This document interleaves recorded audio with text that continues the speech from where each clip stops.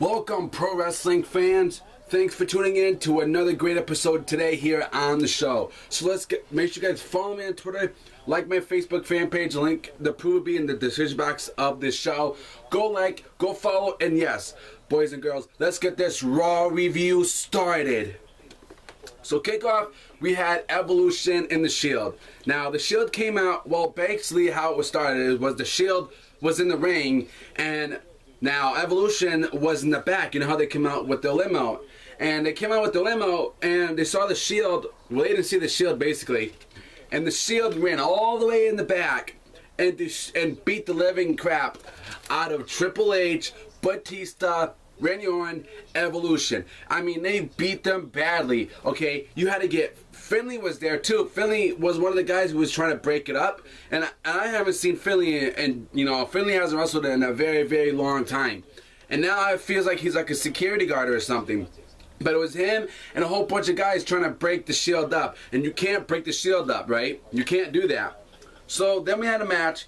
Rob Van Dam versus Jack Swagger. It was a very good match. Rob Van Dam came out for the win because of Adam Rose. Adam Rose came out again and destroyed.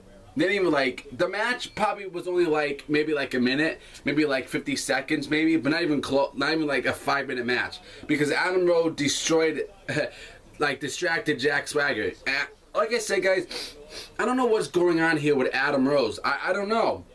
And it really puzzles me. Like all he's doing is just coming out interfering. That's all he's doing. You know, with all his party friends.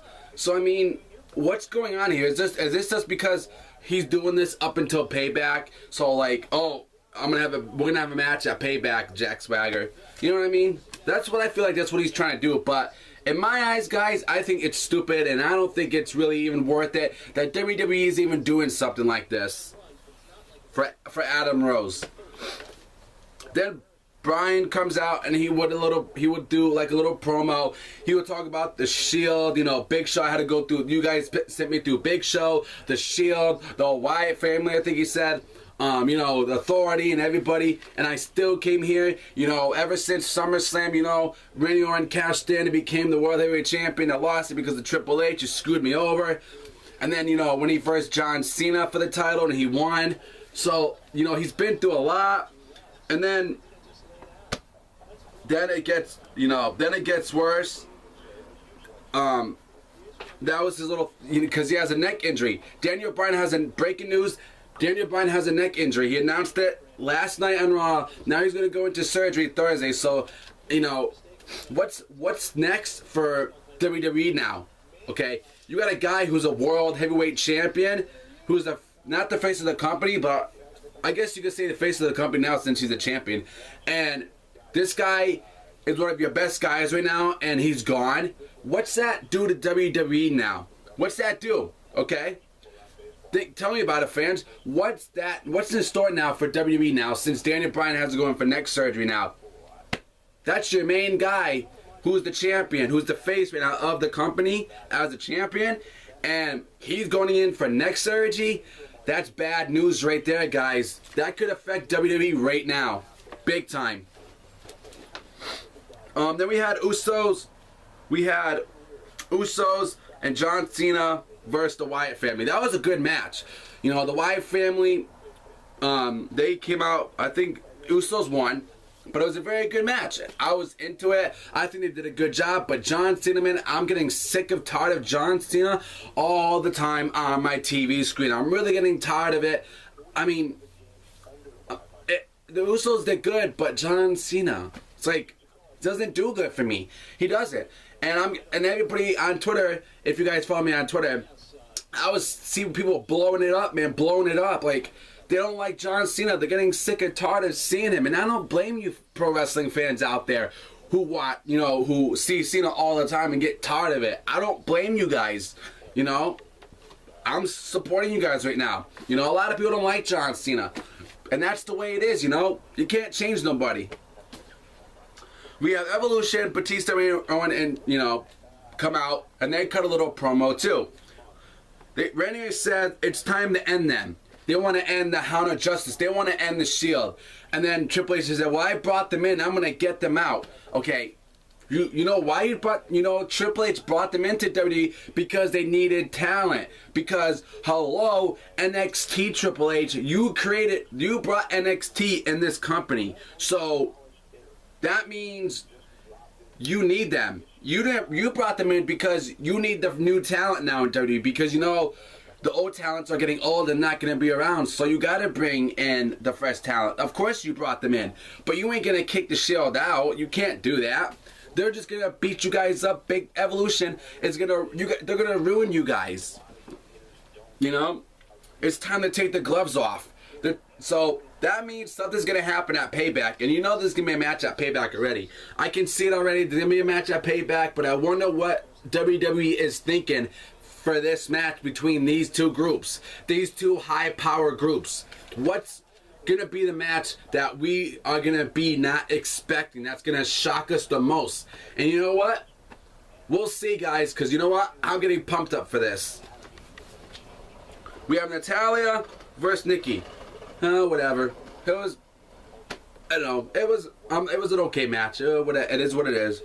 Let's just say Nikki won, and the girls were judging the match. So yeah. That's pretty stupid, WWE. You gotta have the divas do that. Judge them? Come on. This is not American Idol, okay? This is not America's Got Talent, okay? I mean, come on. Really, WWE? And then the next match, we go into Sheamus versus Curtis Axel. That was a good match. Ryback is not even doing anything, really. He's not doing anything good. I don't know what WWE is trying to go in the direction with Ryback, but it seems like he ain't really going to go anywhere. I don't know if WWE is going to really give him a push this year. I don't see it happening, but you know what? Never say never in WWE, because they could do the most stupidest, shocking things that they could do in WWE, and they'd be like, well, that shouldn't happen. Why is WWE doing that? Then Sheamus won. Then Sheamus would reverse Curtis Axel. Another... God, I don't know what WWE is, what they're trying to do here, right? Because it's not working. But Sheamus would beat Curtis Axel.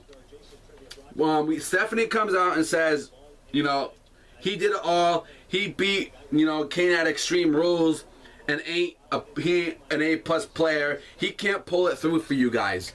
Daniel Bryan is an A+ player, okay? Listen, guys, I'm sorry, what I did on my last video about Daniel Bryan, the future of the company. I told you guys, the yes chance over more than him. I still love Daniel Bryan no matter what, guys. No matter what, I still support this guy. Because the guy still busted his ass to get to where he wanted to be in the business. Kane would come out, and Daniel Bryan was put on a stretcher and Kane on an ambulance, but I don't know what happened. See, that's the thing. The cameramans aren't good backstage when something happens. He just dragged Daniel Bryan out. But there was blood on his forehead. I don't know what happened. I don't know what Kane did to Daniel Bryan because we didn't see it. I don't know. It's kind of odd to me. We have Dolph Ziggler versus Fandango. Dolph came out for the win. Fandango lost. Fandango would come out, would say to Layla that he loves her, and I think they're actually going out now. It makes me wonder if Fandango's going out with Layla, which it's not a bad idea because Layla's Spanish, so it may work. I think it will. We'll see. We have Hacksaw Jim Duggan would come out, and Alexander Rosev would interrupt him. Okay, Biggie Langston would come out and save Alexander Rosev, and they would fight each other. So it seems like Alexander Rosev will have a feud at Payback with Biggie Langston. I think this is going to be a good match. I really feel like they can pull this off this year. I think this is going to be a good feud. We'll see how the direction with this goes with WWE between these two. Anyways, guys, going into getting halfway to the end of the show, we have Cody Rhodes versus Damian Sandow. Cody came out for the win. I feel like, Cody's going to get back on his A game now. We'll see what goes on with him. I wish the best of luck to Cody. Damian Sandow, Damian Sandow is not doing anything this year. And it makes me mad that, WWE can't do anything good for these superstars now. I don't understand it. They have all these, maybe it's because they got too many employees that work for Triple H. But I highly doubt that's true though. But it makes me wonder sometimes if that's the reason why. Also because of TV time, you know. I don't know. I just don't get it with half of these guys that are actually, we see something in them, but WWE doesn't do nothing with them, you know? Maybe we should be working for that company. Just saying, guys. Anyways, we had the main event, Batista versus Reigns. That was a good match, man. I mean, I was actually waiting to see this match, you know, happen. You know, when Batista came back to WWE, I'm like, wait a minute. Why don't we have Roman Reigns take on Batista at a pay-per-view? It'd be a very good match, you know? But when Batista came back, I was like, yeah, this is not going to be a good match. But Reigns did good, man. I was impressed by Roman Reigns, man. He did everything he could to beat the Beast himself, Batista. But the match didn't last long because of Triple H and Seth Rollins. So, yeah, but everybody flipped out, man. I mean, it was awesome. But Raw was good this week, guys. I was really impressed by the whole entire show. You know, they still got to work on some stuff, as always. You know, that's what WWE is always doing anyways, working on stuff. But I want to thank everybody for tuning in to the show today. Leave me your thoughts, leave me insight, leave me input, and tell me how you felt about Monday Night Raw last night. Did you enjoy it? Is there something that was worth for you to watch? Yeah. And if you guys are new to this channel, you guys are new to the show, hit that support button where you get all the wrestling news, pay-per-view predictions, raw reviews, and all the great stuff here for all you pro wrestling fans out there who are watching this. I love you all, and thank you for the support.